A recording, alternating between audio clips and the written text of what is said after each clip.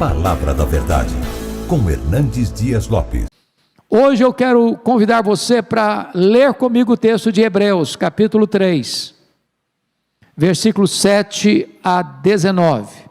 Está escrito o seguinte: assim, pois, como diz o Espírito Santo, hoje, se ouvirdes a sua voz, não endureçais o vosso coração, como foi na provocação, no dia da tentação no deserto, onde os vossos pais me tentaram, pondo-me à prova, e viram as minhas obras por 40 anos.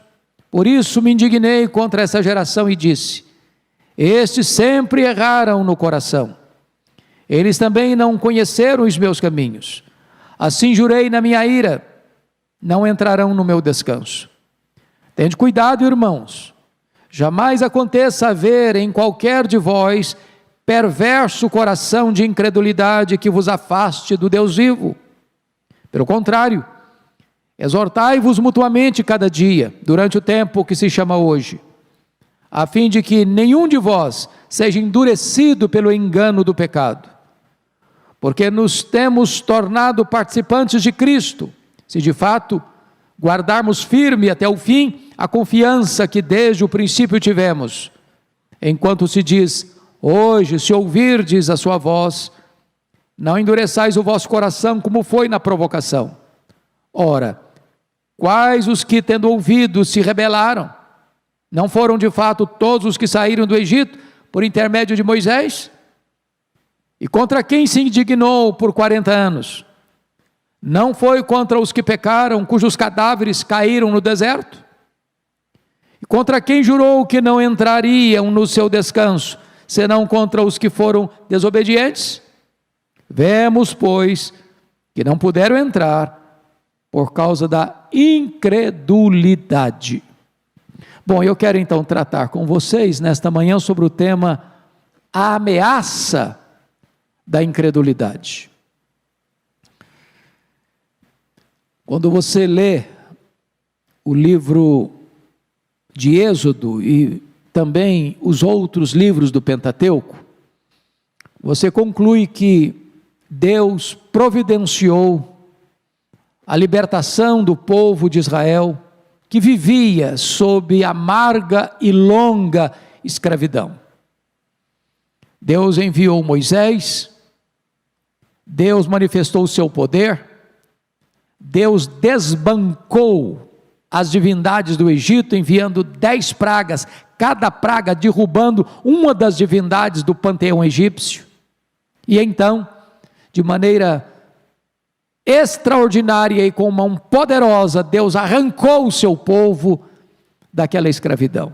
Entretanto, esse povo, ao longo dos 40 anos do deserto, virou as costas para Deus, desobedeceu a Deus, endureceu o seu coração, rebelou-se contra Deus, reclamou e murmurou contra Deus, não demonstrou nenhuma gratidão a Deus, fabricou um bezerro de ouro para adorá-lo, virando as costas rebeldemente contra Deus. E então, em virtude da sua incredulidade, Deus jurou na sua ira que aqueles que saíram do Egito, e precisa afirmar que eram 600 mil homens, fora mulheres, crianças, portanto um total aproximado de 2 milhões de pessoas, toda essa geração que se rebelou contra Deus, por causa da sua incredulidade, não entrou na terra prometida. De 2 milhões de pessoas, só 2 pessoas entraram, Josué e Calebe. Todos os demais morreram no deserto, por causa da sua incredulidade. Por isso, o autor aos Hebreus está fazendo uma conexão deste fato histórico com o que estava acontecendo com a igreja no primeiro século. Por que Hebreus escreveu esta carta? Por que o autor escreveu esta carta aos Hebreus?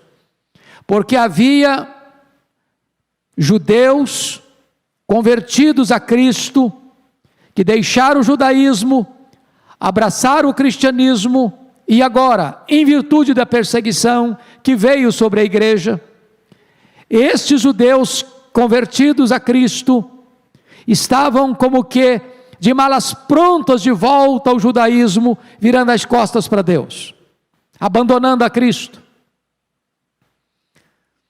O argumento do autor aos Hebreus é este: se aqueles hebreus, lá no deserto, viraram as costas para Deus, e por incredulidade não entraram na terra prometida, mais cuidado devemos ter nós, de não termos o coração endurecido, de não retornarmos às sombras quando a realidade já chegou, porque a incredulidade, fruto do perverso coração, tem consequências dramáticas para a igreja, para o crente, que não ouvir a voz de Deus. Então, dito isto, eu quero entrar na exposição do texto. O texto é cheio de exortações contra a incredulidade. A primeira delas é esta: ouça a voz do Espírito através da palavra de Deus. Note comigo o versículo 7. Assim, pois, como diz o Espírito Santo, hoje se ouvirdes a sua voz. Tem muita gente hoje, de forma mística, querendo ouvir a voz de Deus, querendo escutar Deus, correndo atrás de gurus espirituais, correndo atrás de supostos profetas, para ouvir novidades, como se essas pessoas tivessem uma linha de comunicação direta com Deus, à parte das Escrituras. E o autor está nos ensinando que o autor da Bíblia é o Espírito Santo, porque ele está citando o Salmo 95. Mas quando ele cita o Salmo 95, ele não faz referência ao escritor do Salmo 95. Ele diz: assim como, pois, diz o Espírito Santo, hoje se ouvirdes a sua voz.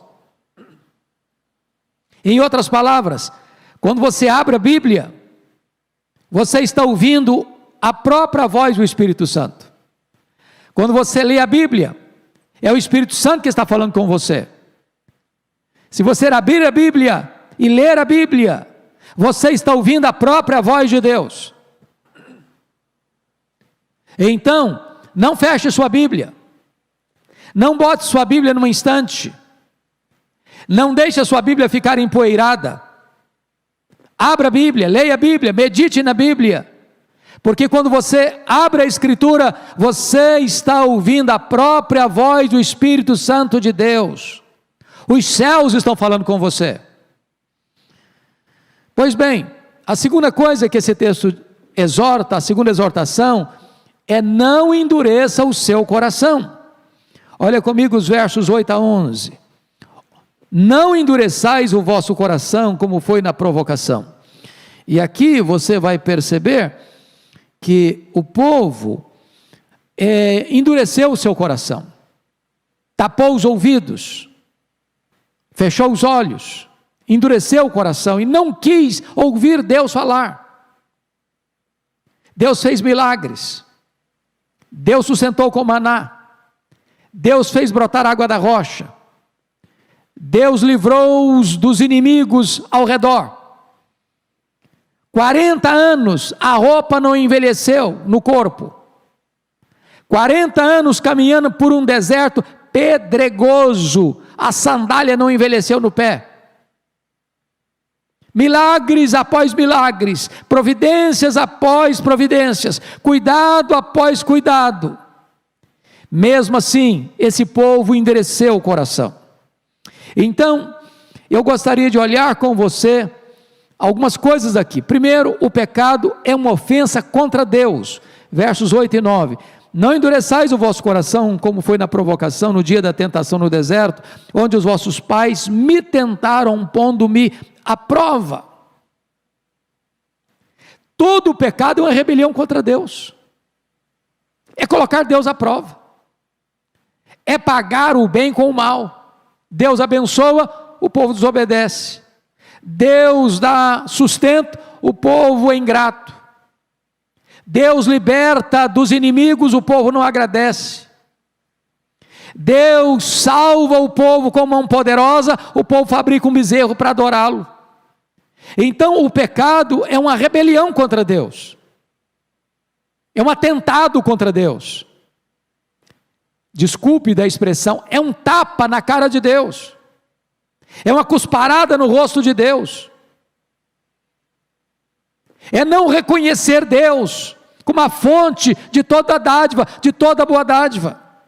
É provocação, é tentação, é pôr o Senhor à prova. Mas veja comigo o verso 10, que o pecado é uma ingratidão a Deus. Olha comigo. E viram as minhas obras por 40 anos. Por isso me indignei contra essa geração e disse: estes sempre erraram no coração, eles também não reconheceram os meus caminhos. Ô, gente, para um pouquinho para pensar. O que aquele povo recebeu? Deus os tirou com forte mão da escravidão. Deus fez promessas. Deus abriu o mar vermelho. Deus deu maná todo dia, 40 anos. Deus mandou codornizes. Deus fez brotar água da rocha. Deus livrou-os de doenças e pestes perniciosas.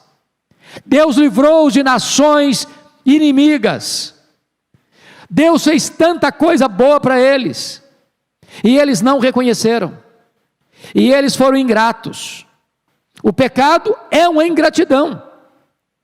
Quando eu leio lá em Números 14, verso 11, eu queria ler esse texto com você, para você perceber o que Deus disse para esse povo, em Números 14, 11. Olha o que está escrito: disse o Senhor a Moisés: até quando me provocará este povo, e até quando não crerá em mim, a despeito de todos os sinais que eu fiz no meio deles? Tantos sinais, e o povo não crê. Tantos sinais, e o povo não agradece. Agora vamos transportar isso para a igreja, para hoje, para você, para mim. Quantas bênçãos Deus tem lhe dado?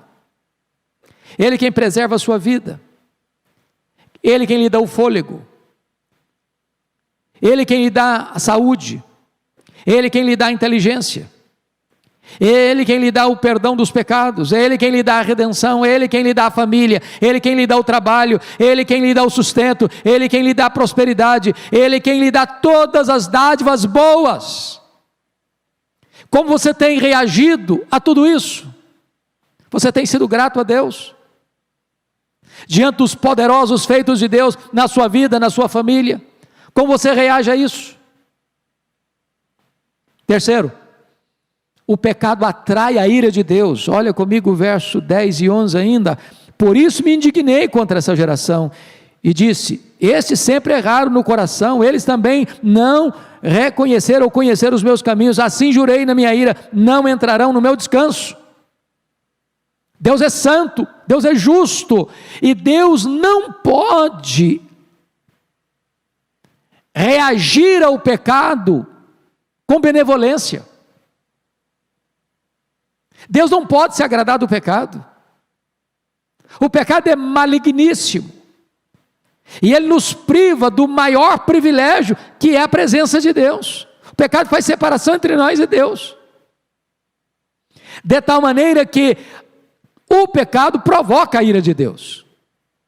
Mas mais do que isso, o pecado é uma resistência deliberada e contínua contra Deus, porque é isso que diz o verso 10, parte B. Por isso me indignei contra essa geração e disse: estes sempre erraram no coração, sempre erraram no coração. Olha aí, eles também não conheceram os meus caminhos.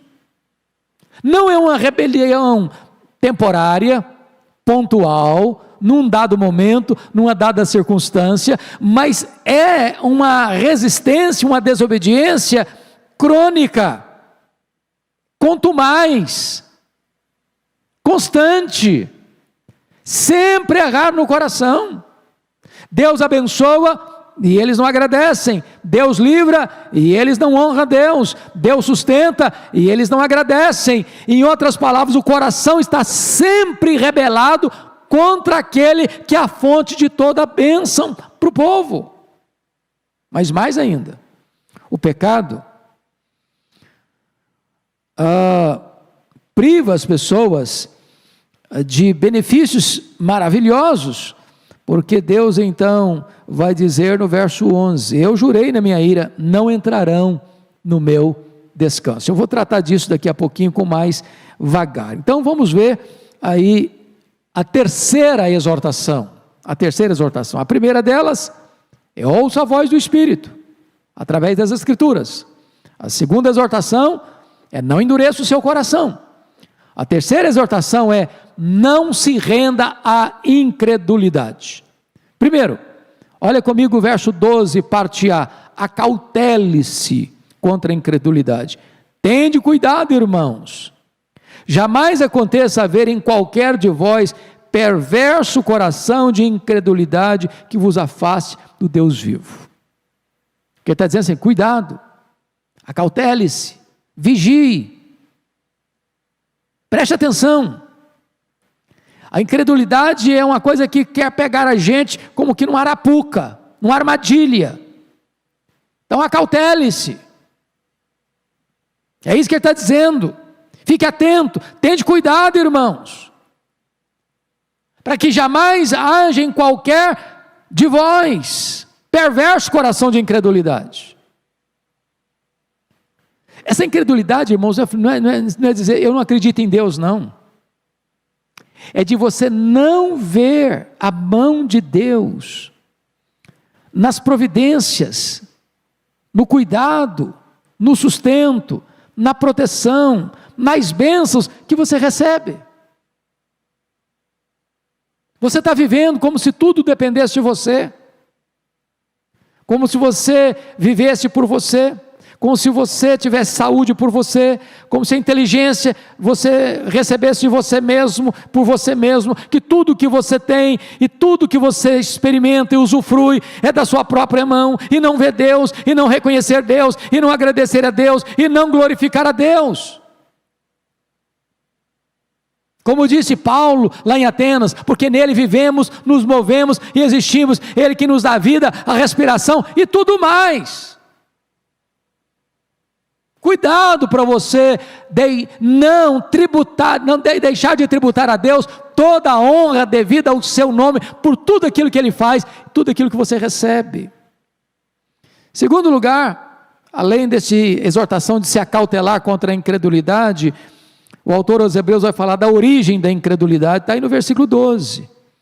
Tende cuidado, irmão, jamais aconteça haver em qualquer de vós perverso coração de incredulidade. Perverso coração de incredulidade. Aqui está o laboratório, aqui está a fábrica, aqui está a gênese, aqui está o solo que faz brotar essa erva daninha chamada de incredulidade. É o coração perverso, é o coração ingrato, é o coração rebelde, é o coração maligno.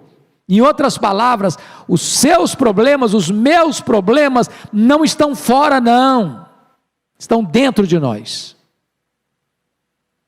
John Locke errou rotundamente quando disse que você e eu somos uma folha em branco, uma tábula rasa, que nós somos produto do meio, que nós somos consequência do ambiente. Não, o meio não está corrompido, não é o meio que corrompe você, não, é você quem corrompe o meio.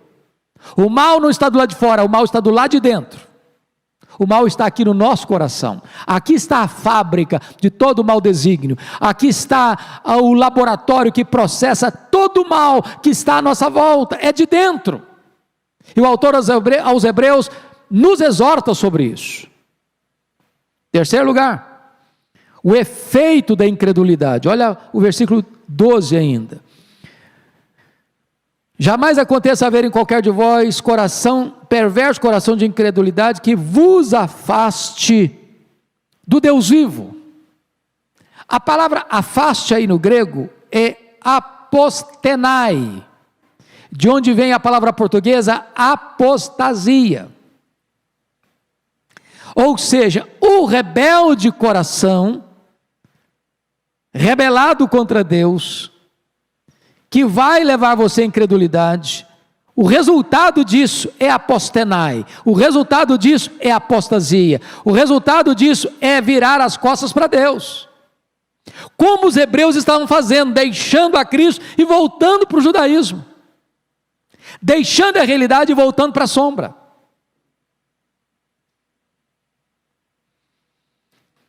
Mas aqui está a ameaça da incredulidade no versículo 13, a parte B. A fim de que nenhum de vós seja endurecido pelo engano do pecado. Agora preste atenção que aqui é um passo maior, que é o endurecimento. E essa palavra endurecimento aqui é a mesma palavra para aquilo que dá em você às vezes um calo, né? Que às vezes dá no pé. E eu sofro com um calozinho no pé há anos. Já fiz até a cirurgia, brota de novo, brota de novo, brota de novo. E quando ele está crescido, se eu piso numa areiazinha que vai direto nele, eu vejo estrelas. Calo é uma coisa que brota.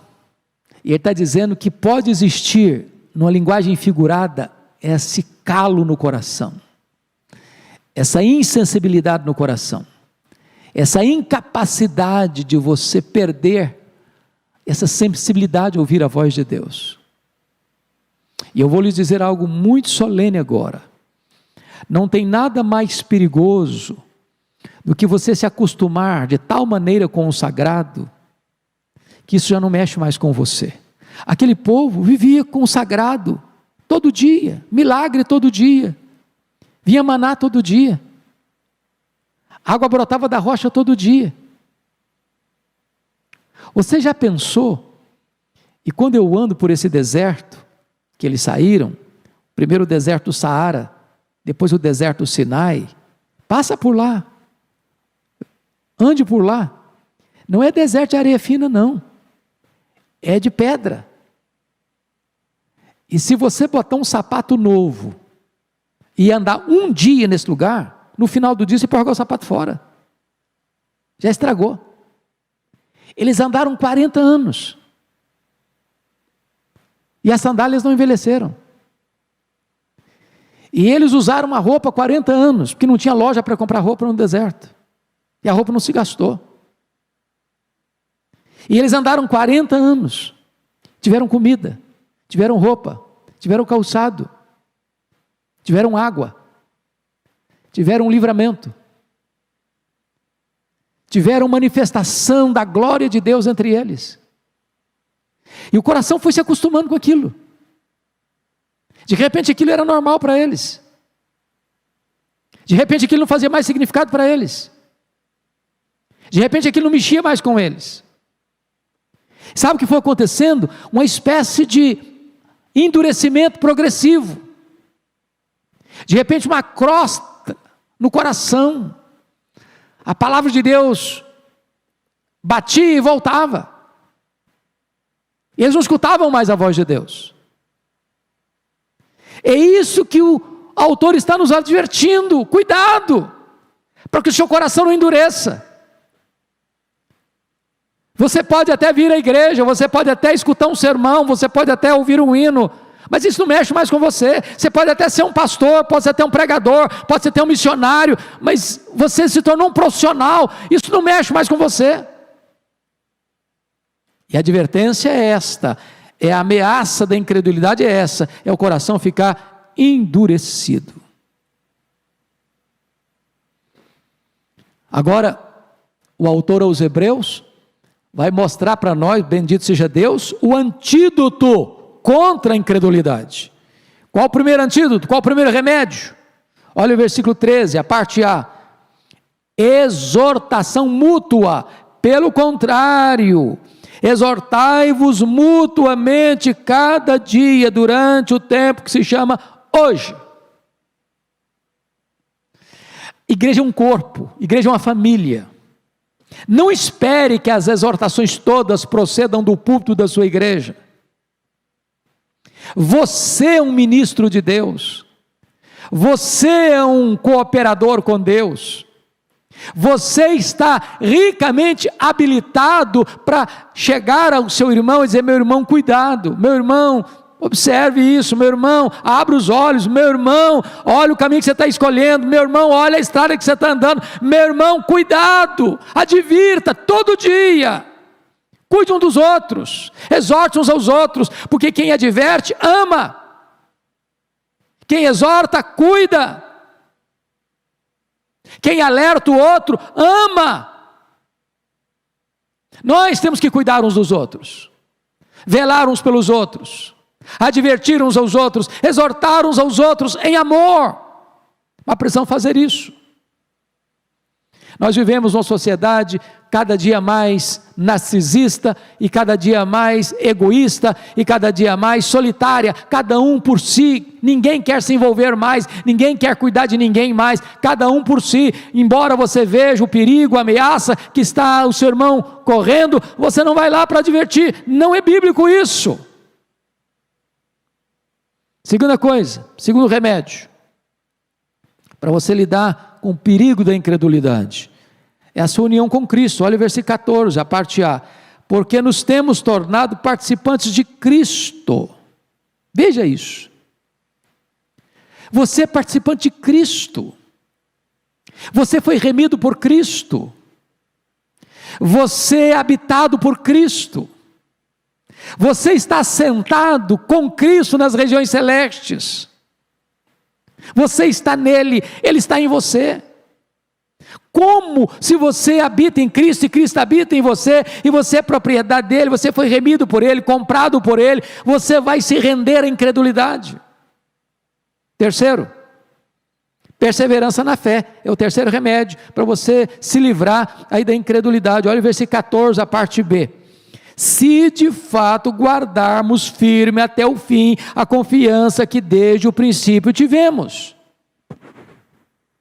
Em outras palavras, quem é a pessoa salva? O texto não está falando de ser salvo e perder a salvação. Não é disso que se trata.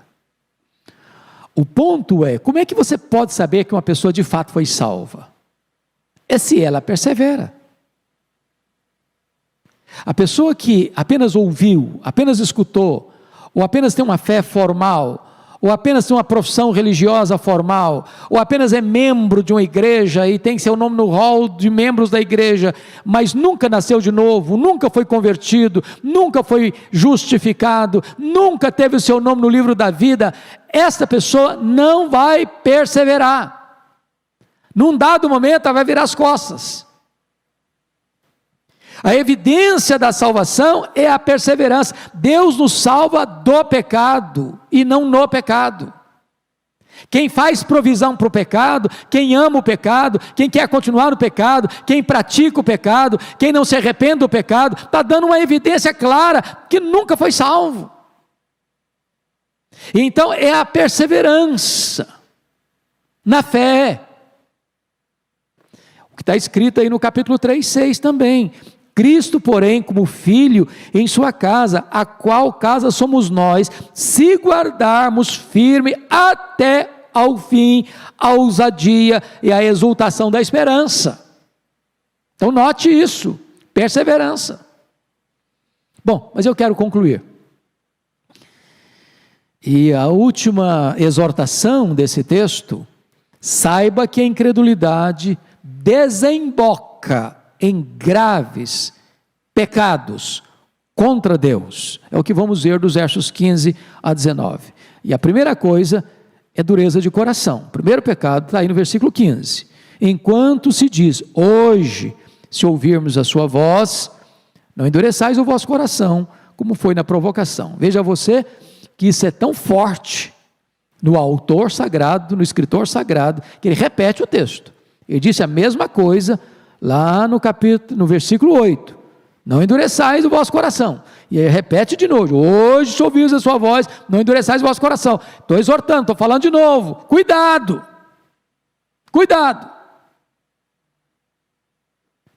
Tem hora que nós precisamos chorar para pedir a Deus para nos dar um coração quebrantado. Chorar porque a gente não consegue chorar.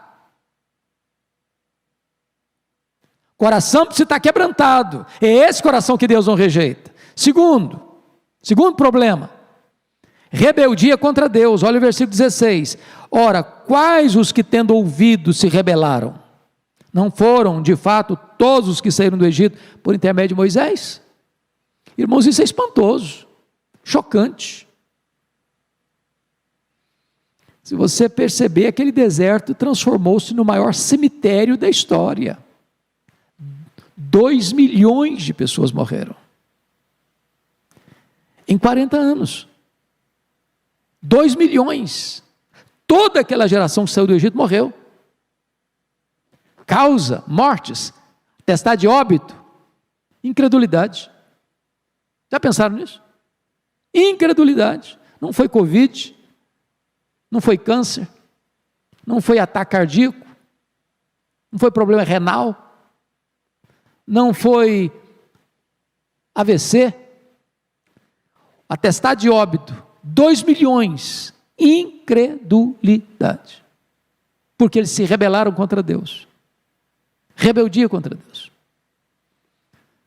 Terceiro pecado grave que a incredulidade produz, versículo 17, e contra quem se indignou por 40 anos, não foi contra os que pecaram, cujos cadáveres caíram no deserto?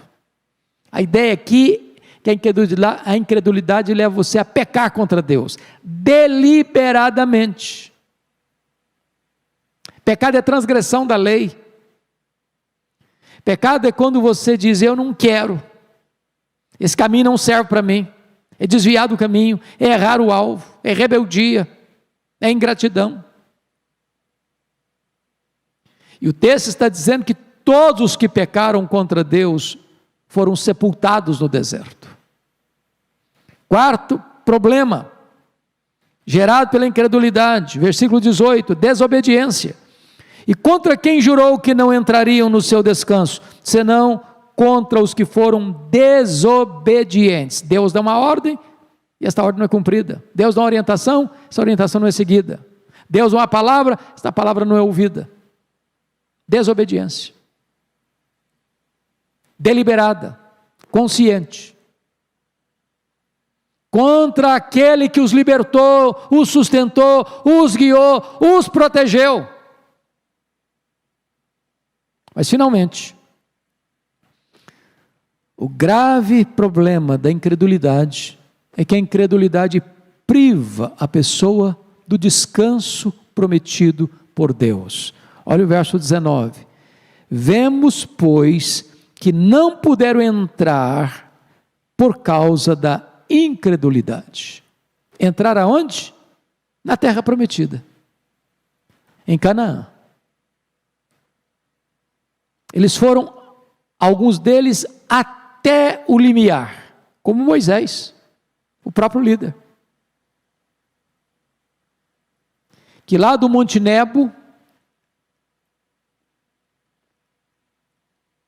que fica na Jordânia hoje, e você olha do Monte Nebo e você avista até Jerusalém, você avista toda a Campina do Jordão, você avista Jericó, a primeira cidade que eles conquistaram.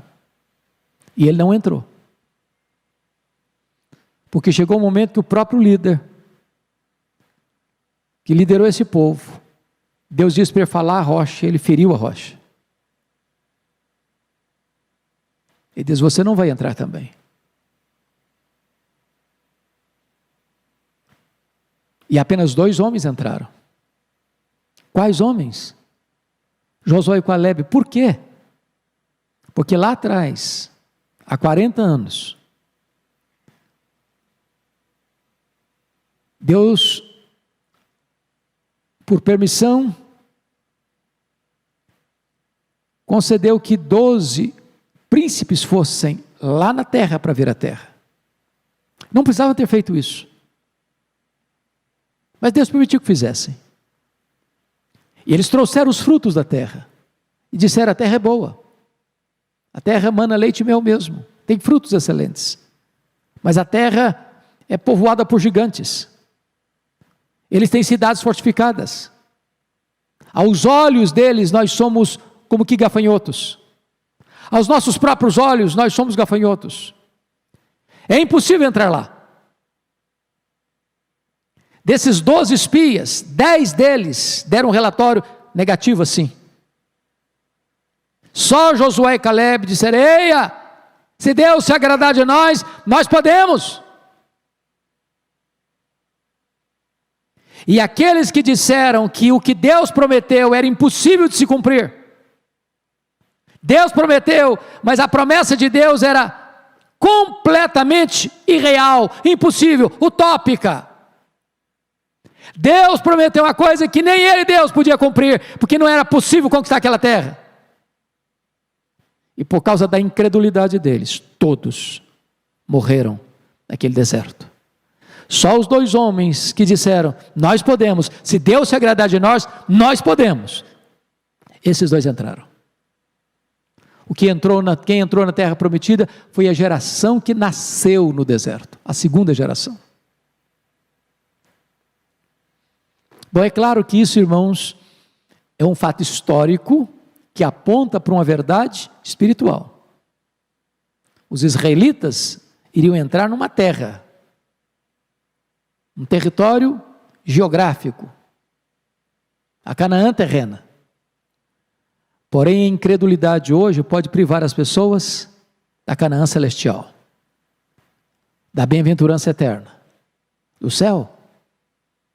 Por quê? Porque a única condição para uma pessoa entrar no céu é fé, é crer no Senhor Jesus. Quem crê em mim, disse Jesus, tem a vida eterna. Quem crê pode apropriar-se da verdadeira Canaã, a Canaã celestial. Mas a incredulidade leva o homem a descrer que Jesus Cristo salva, que Jesus Cristo perdoa, que Jesus Cristo é a fonte da nossa salvação e que nele nós temos copiosa redenção. E aquele que tapa os seus ouvidos à voz de Deus para crer em Jesus, estes também não poderão entrar na Canaã celestial, não poderão desfrutar do descanso de Deus. Quero concluir dizendo que a incredulidade não foi um perigo apenas no passado. A incredulidade é um perigo ainda hoje. Talvez muito mais hoje do que no passado. Porque hoje é uma onda tão grande no mundo todo de ateísmo, no mundo todo uma onda de sincretismo, no mundo todo uma tentativa de desconstrução dos valores cristãos, no mundo todo hoje, levando as pessoas a pensar que você não pode, no mundo plural, afirmar uma verdade singular, de que só Jesus Cristo salva, só Jesus Cristo é o mediador entre Deus e os homens. Cuidado, muito cuidado, para que estas ondas de incredulidade à sua volta não endureçam o seu coração. Portanto, se hoje você está ouvindo a voz de Deus, não endureça o seu coração, se renda a Cristo e receba dele a vida eterna e se aproprie do descanso de Deus. Deus abençoe sua vida, Deus abençoe vocês, irmãos que estão conosco, e que Deus nos ajude a termos um coração crente e não um coração incrédulo. Amém.